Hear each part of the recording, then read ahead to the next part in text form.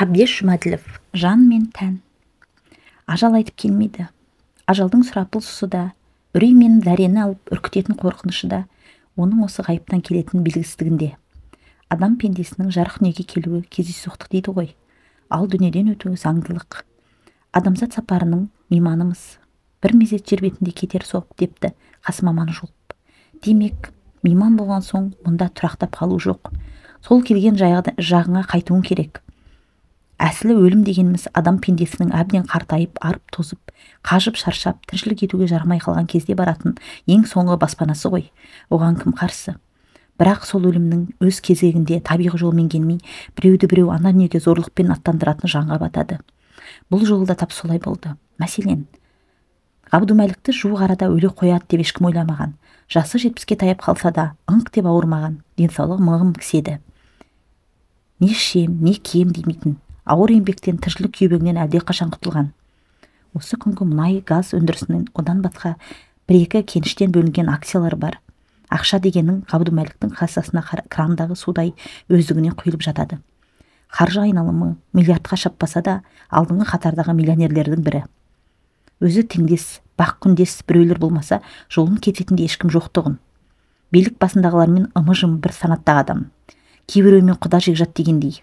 Оның бәрін былай қойғанда, өзгелерден бір артықшылығы бертіндей алған жап-жас сұлу әйелі бар. Несін айтасың? Қалай қарасаң да төрт түлігі сай, өмірдің нағыз рахатын көретін кез еді. Бірақ қатыгез тағдыр кімді арманына жеткізген? Тор жорғадай толқысып тұрған шағында сол Ғабдумәлікті белгісіз біреулер өз есігінің алдында атып кетіпті. Әрине, сақтық шаралары қарастырылған. Үнемі қасан екі ел қалмайтын оққағар бар еді. Сол күні бір тығыз шаруасы бар екенін айтып сұранып кеткен. Қалалық үкімет ұйымдастырған әлдебір банктен шопырымен екеуі ғана қайтып еді. Ол құрғыр да сол күні әлденеге асыққандай Ғабдумәлікті қақпаның алдына келіп түсірді де, көп аялдамай жүріп кетті. Үй іші әлі жата қоймаған сияқты. Қос қабатты коттедждің кейбір терезелері жарқырап жанып тұр. Күздің қоңыр кешінде тау жақтан ескен салқын самал бар екен.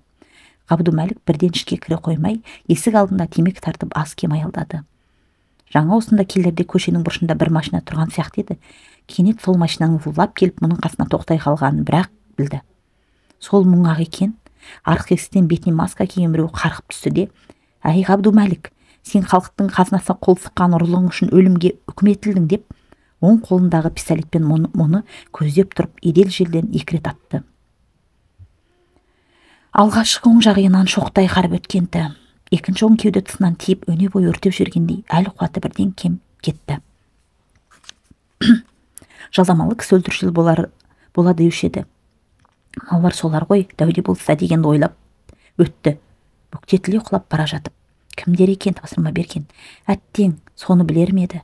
Бұдан арқысы бұлдыр тұман. Ақыл есі ауырлап, әлдебір тұңғиыққа батып бара жатты. Ғабдумәлік өмір денсаулығына шағым айтпаған кісі ғой. Өткен жыл әлде қайда тымауратып, дәрігерге барғанда, ондағылар соңғы 15 жылда мұның емдеу кітапшасына бір сызық түспегін көріп таңқалысқан.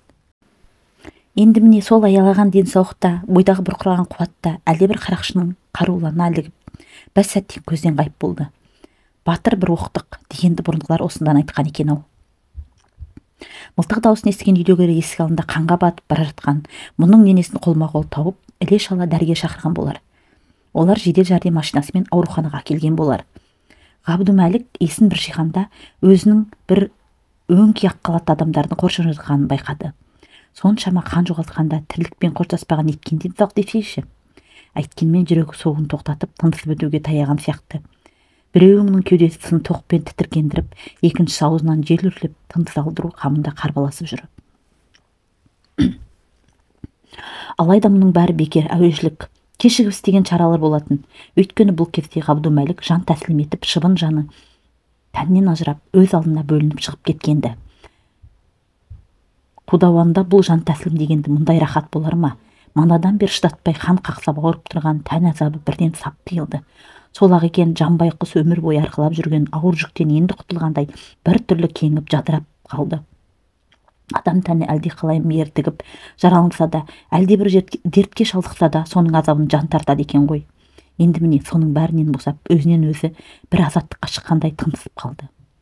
Бұрынғыдай онда мұнда сүйрелейтін иығындағы ауыр салмақ жоқ. Жанының өз салмағы құс мамығындай ауада еміркен қалықтап жүр.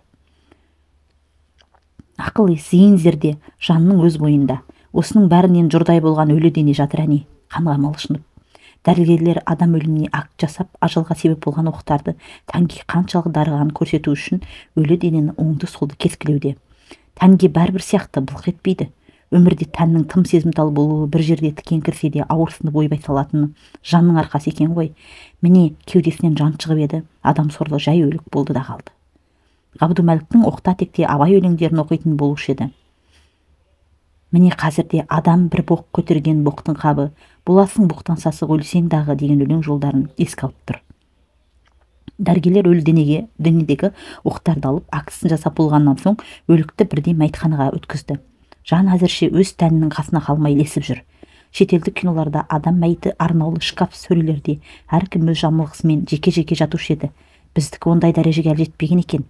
Қабырғасына қырау қатқан, терезесі бітеу сұп-суық зал, тақтай сөрелерде жалаңаш сіресіп жатқан өліктер.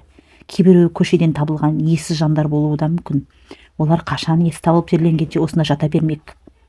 Жанның дәл осы арада Ғабдумәлікке бір түрлі жан ашып кетті. Тірісінде сері жігіт еді. Дүниенің рахатын жақсы көруші еді.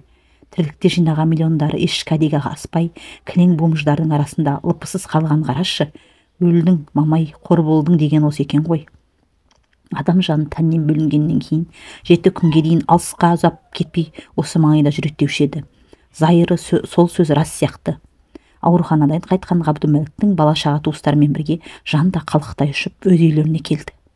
Бала-шаға дегенде бұрынғы әйелінен қалған 2 қыз, бір ұл бар. Олар әлде қашан отау тігіп бөлек-бөлек үй болып кеткен. Сонан соң кейінгі алған әйелі Ғайникамал мен содан туған 10 жасар Жансая бүгін ағайын туыстың бәрі осында. Кең аулада мал сойылып жатыр, қазан асылып жатыр. Енді міне сол жанашыр ағайын Ғабдумәліктің кең кабинетінде жиналып, ертеңгі өлікті шығарып салу рәсім сөз етіп отыр. Ең алдымен Кеңсай зиратын орын алу мәселесі сөз болғанда бұл жағдай оңай шешілді. Ана жылы Ғабдумәліктің бәйбішесі қайтыс болғанда бұлар 2 кісілік жер алып төңірегін қоршап қойған екен.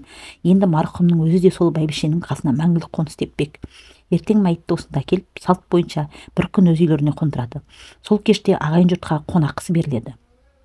Бұл аруақтың соңғы татар сыбағасы іспепті. Ал мәйітті жерлеп келген соң топырақ салған халыққа жайылатын дастархан өз алдынан бөлек. Бұлар сол күнгі түскі асқа Отан қорғаушылар паркіндегі жұлдыз ресторанына лайықтады. Осының бәрі рет-ретімен жөніне келтіріп айтып отырғаны Ғабдумәліктің немере ағасы. Бір кезде министрдің орынбасары қызметіне дейін көтерілген салт санаға жүйрік Қабыш ақсақал. Мұндайда қатты ескертілетін маңызды бір нәрсе газеттерде жарияланатын некролог азанама сөздерде назардан тыс қалған жоқ. Азанамада Ғабдумәліктің өмірбаяны атқарған қызметтер мен алғаш марапатталған түгел қамтылу керек. Бұл жағын бүгін осында қатысып отырған белгілі журналист өз мойнына алатын болды. Асаулы сөздердің деңгейі елбасының марқұмның отбасынан көңіл айтпауына байланысты екен. Бұл мәселені де Қабыш ақсақал реттеген сияқты. Мана түстен кейін президент аппаратындағы таныс жігіттерге телефон соғып, бәрін алдын ала келісіп қойыпты. Бәрі дұрыс, бәрі ойдағыдай. Тіпті асыр айтылып жатыр деп ойлады. Жан Ғабдумәліктің өз қадалып оқымаса да сән үшін жинаған кітап сөрелерінің біріне қонақтап отырып. Қазақтың өлікті ұзатып салумен артын күту рәсімдерін еткен машақат, қанша өрешілік, қанша шығын, ал басқа ұлттар былайша ашылмайды ғой. Сонан соң тағы бір таң қалғаны, үй ішінде қайғырып жылап отырған ешкім жоқ. Бәйбішеден қалған ересек ұл қыздары да тоң-торыс үнсіз бұйығып отыр. Ғабдумәлік жас әйелге үйленгеннен бері әкемен аралары салқын болатын. Олар сол бақ күндестігін әлі ұмыта алмай отырған сияқты. Папа-мау деп ботадай бозап жылап жүрген Ғайникамалдан туған 10 жасар қызы Жансая ғана. Ғабдумәліктің соны ғана керек болғаны ғой шамасы. Ал Ғайникамалдың өзіне келсек, оның да басына қара орамал салғаны болмаса, бәлендей қасірет шегіп ақырып отырғаны байқалмайды. Бұрын біреулерден көргені бар еді. Күйеуі өлген әйелдер ауыр қайғыны көтере алмай, әлсін-әлсесінен танып дәрігердің көмегіне қажет болып жататын. Ал мыналар Ғабдумәліктің әйелі мен қыздары ондай дәрі-дәрмекті керек қылмай, қақшиған күй сергек отыр. Ал Ғайникамал сұлу ақ қатын ғой, антұрған.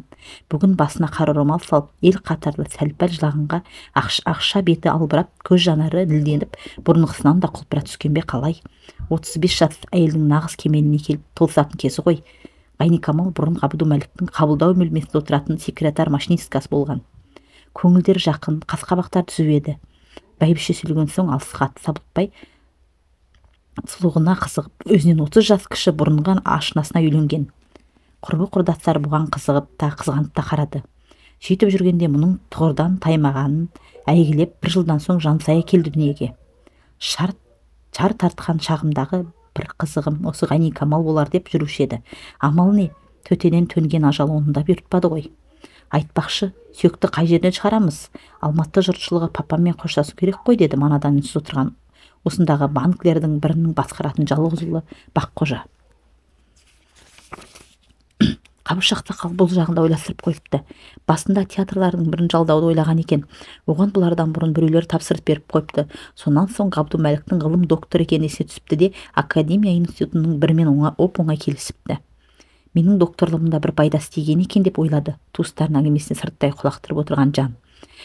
Кезінде біреулердің дайын тұрған диссертациясын сатып алып, экономика ғылымының доктор деген атақты жұрттың пыш-пыш жүзіне қарамай қорғап шығып еді.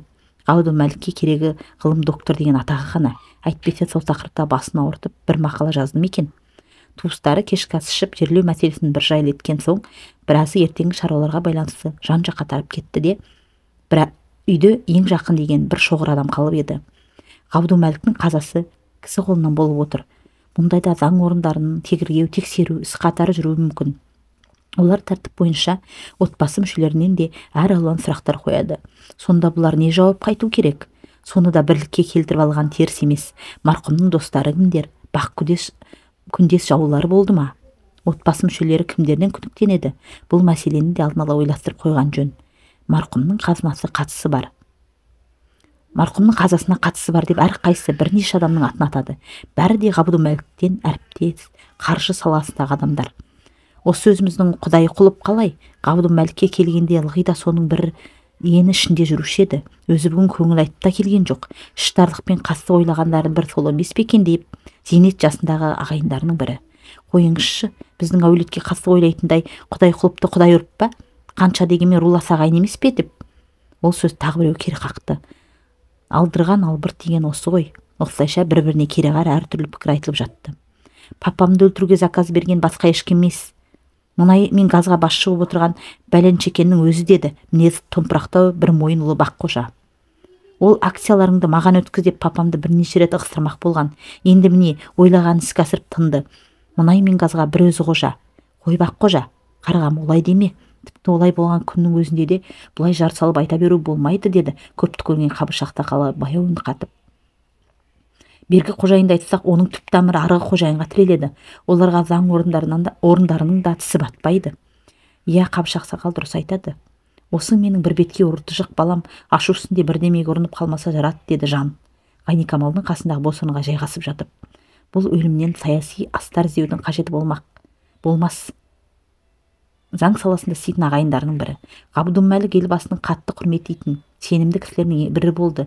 Тіпті біздің ағамыз ана жылы сайлау кезінде елбасының өзі қалауымен балама кандидат деп дауысқа түсті емес пе? Кім білсін? Әзірше жалған кандидат, кейін тәжірибе жинай келсе, шын кандидат болып кетті ме деп қауіптен жүрмесе де, шақпа тілді қылжақбастау бір жігіт. Қойсайшы, бұл әзіл-оспақты жер емес қой, деп оны Қабыш ақсақал тиіп тастады. Осылайша туыстар бір түйінге келе алмай, не де болса заң орындарының шешімін күтпек болып, сағат кешкі 11 шамасында үйдейлерін тарады. Мәйітті үйге келіп қондыратын марқұмның соңғы сыбағасы ретінде жақын жуыққа қонақасы беретін күн ертең. Бүгін ертерек жатып демалып, ертеңге қарбалас шаруаға дайындалу керек. Бүгін Жан өз үйіне қалып қойған. Ол Ғайникамалға ілесіп жатын бөлмесіне бірге барды. Соңғы сәнмен жабдықталған абажадай кең бөлме. Тоба, Ғабдумәлік алдыңғы күні ғана осы бөлмеде мына тұрған төсекте Ғайникамалмен бірге ұйықтап шығып еді-ау. Бұл оны аймаламақ болғанда әйелі шаршап тұрғанын айтып, ол шаруаны ертеңге қалдырған. Амал не, ажал шіркін, сол ертеңге жеткізбеді ғой. Ендігі жүрісі мынау. Әлдеқалай терезеден еніп кеткен шіркей тәріздес көрінген затқа бір қонақтап. Ғайникамалдың ойында ештеңе жоқ. Күндегі әдетінше кербездене керіліп шешініп жатыр. Бүгін ғана байы өлген әйелге ұқсамайды. Бір мезет айнаның алдына барып, өз келбетіне сықтана қарап біраз тұрды. Әдемі-ақ қой, сайтанның өзі де, әлі де құлын мүшесі бұзылмаған, қаз омырау, қыпша бел, бүкіл денесі мәрмәрдан ойғандай аппақ. бүгінгі қаралы күннің өзінде алтын алқасы мен жүзік сырғаларын тағынып алған екен. Солардың бір шетін ағытып қобдижасының тартпасына салып жатыр. Міне содан кейін ғана кербез басып барып ақ торғын көрпенің астына кірді. Жан болса сол сәт мына түс кезінде көзі көрген аққырау мәйітхана мен сондағы мұз болып сірескен өліктерді еске алып тұрғандығы. Соның әсерімен қалтырап тоңа бастады. Жылы көрпенің астындағы Ғайникамалдың қасына жанында жатқысы келді. Онда тұрған не бар? Бұрын талай жатып жүрген төсегі.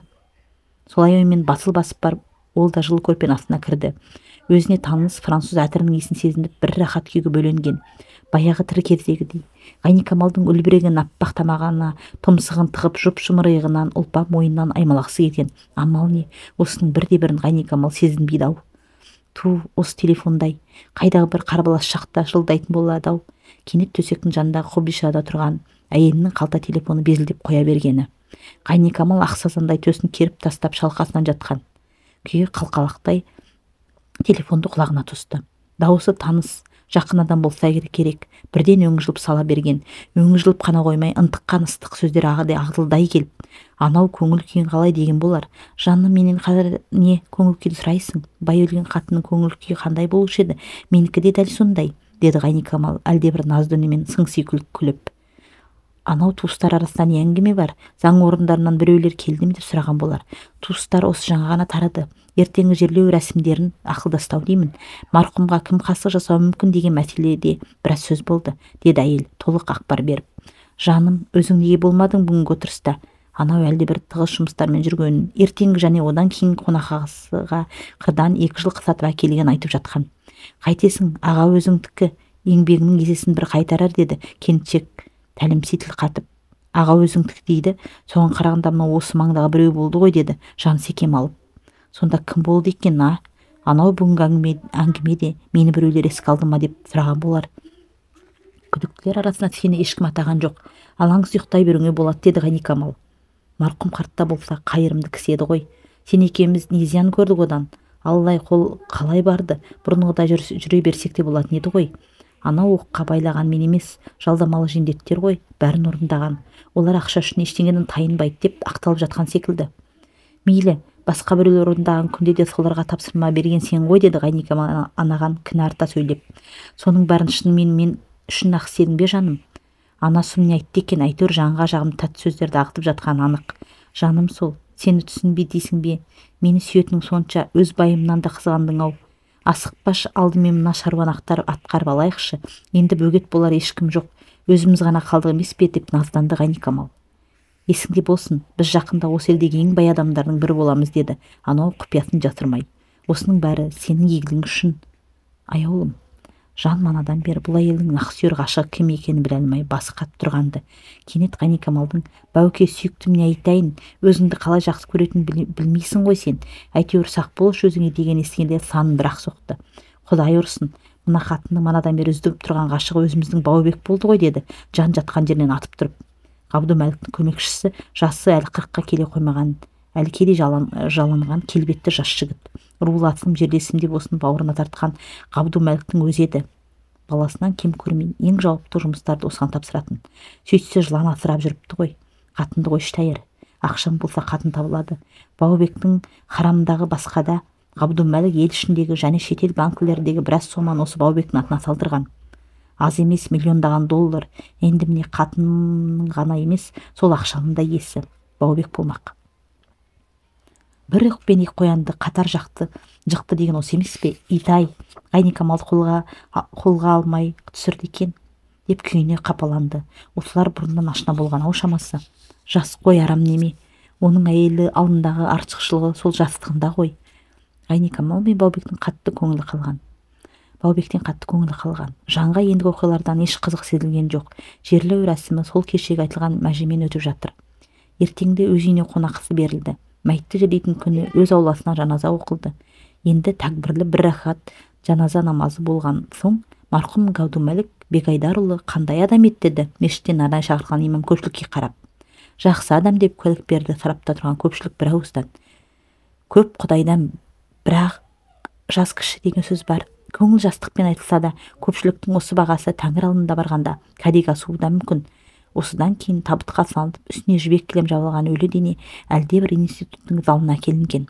Онда да қаптаған халық, жиналған жұрт 3-4-тен кезектесіп құрметті қарауылға тұрып жатыр. Көзі тірісінде мұндай құрметті қарауылға Ғабдымәліктің өзі де талай тұрғанды. Табыттың бір қапталында Ғайникамал мен марқұмның ұл қыздары отыр. Бәрі сұлу, бәрі әдемі. Бет-аузы долдырап жылап жүрген 10 жасар қызы Сая ғана. Қоштасудың соңы қаралы митингке ұласқан. Қазаққа басқа жұрттан жоққан бір жаңа салт осы. Мұнда айтылатын сөздердің бәрі дерлік жасанды, өтірік, мақтау, мадақтаудан тұрады. Әріптестері марқұмның тірі кезінде қимаған жылы сөздерін өлген соң үйіп-төгіп айтады келіп. Міне Ғабдымәлік, Қазақстан ғылымының ілгері жылжытқан аса көрнекті ғылым докторы, республика бизнес саласын өгіздей өрге сүйреген алғашқы қарлығаштардың бірі, белгілі қоғам қайраткері. Жаңа осында оқылған елбасының көңіл айту осы сөзімге толық дәлел. Бұдан әрі тыңдап тұрудан жалығып көп адам теріс айналған шығар-ау. Мәссаған, мына Баубекті қара, туыстар атынан сол шығыпты қоштасу сөзін айтуға, орамалын қолына алып солық-солық жылап тұр иттің баласы. Ұстазым еді, ақылшым еді, маған әкемнен де артық жақсылық жасаған, мені қатарға қосып адам қылған осы Ғабдымәлік марқұм еді. Мен екі дүниеден ұмытпаймын марқұмның маған істеген жақсылығын. Қош аяулы қамқоршым, жатқан жерің жайлы болсын. Жан қаралы жиын өтіп жатқан биік залда айналашып жүргендігі. Баубек сөйлеп тұрғанда бір-екі рет танауының алдынан жанаса сүйкеп өтті. Амал не? Мына оқиғаға араласуға заттық негіз жоқ. Әйтпесе 200-ді имансыз иттің мұрнын бет қылар еді. Ей кірі жуылып тазармаған бет баттам арсыз дүние. Сол лас күйінде қалғаны ғой. Ендігі заман Баубектікі. Бұдан арғысы белгілі. Мана қалың көпшіліктің бәрі болғанымен жарым-жартысы Кеңсай зиратына барып Ғабдымәлікке топырақ салды. Ана жылы қайтыс болған бәйбішесінде шағындау құлыптас орнатылған екен. Жалған дүниеден жас тоқалдан да опат таппаған марқұм ақыры сол бұрынғы қосағына қосылып тыным тапты. Марқұмның өлі денесі қара жерден орын тапқанымен шыбын жаны барар бағыты анықталмай 7 күнге дейін осы маңайда жүріп қалды. Бұл паниден бақиға қарай бет алатын екі түрлі жол бар екен. Бірі сібірлеп атқан таңдай көздің жауын алып, алыстан нұр шашып тұрған тек имандылар ғана баратын бейіш жолы. Екіншісі жол емес, алыстан ақ адамның құтын қашырып, зәресін алатын қап-қара үңгір. Қасына жақындай бергенде күнәлі пендені жұмарлап жұтып жіберетін тозақтың қорқау қақпасы. Жан осы екі жолдың қайсына бет аларын білмей, ғарыштан бұйрық күтіп бөгіліп қалды.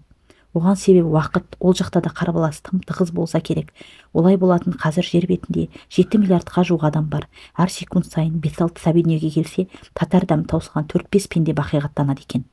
Соның бәрі топ-топқа бөліп реттеу отыру періштелерге де оңай соқпаса керек. Ғабдымәліктің күнәсі мен сауабын таразыға алып өлшегенде күнәсі басымдау болды әрине. Адамдарды алдап, арбап, артық дәулет жинағаны, халықтың қазынасына қол салып, арам жолмен байығаны, ұшыр зекет төлемегені, кедей кембағалға қайыр садақа бермегені тозақтың шартын толтырып-ақ тұр еді. Ғабдымәлікті мұндай ауыр жазадан бір-ақ нәрсе құтқарып қалды. Ол кісі қолынан қаза тауып шәйіт кеткені. Алаяқ ағайын мен опас әйелдің алдауына түскен бейауыздығы. Ұлы жаратушымыз аса әділ де қайырымды ғой. Ғабдымәліктің кейбір пенделік күнәларын кешіріп, оны бірден тозаққа салмай, тозақ пен бейіштің арасында бейтарап мекенлерін орын беріпті. Жан енді солай қарай бет алды.